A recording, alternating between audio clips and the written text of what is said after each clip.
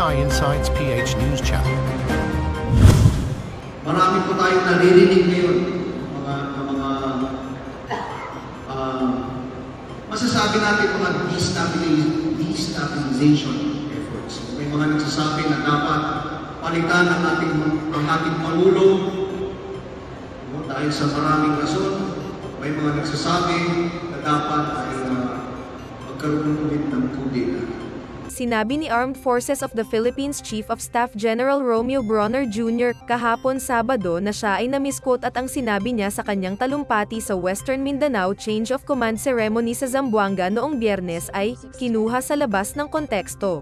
I did not mention about destabilization plot, no? Kasi pag sinabi nating plot, parang plano na ito na i-execute na lang, no?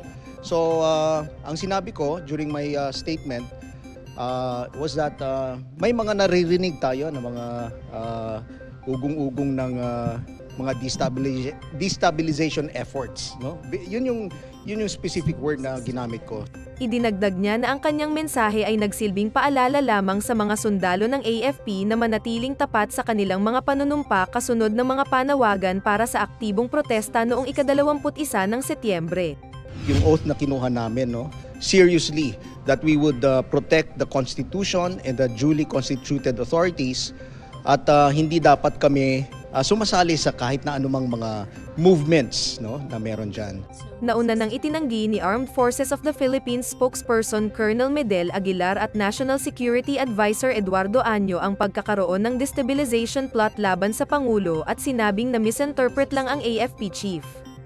The Armed Forces of the Philippines is a professional organization. We follow the law, we follow the chain of command, and we are loyal to the Constitution. AI Insights PH News Channel.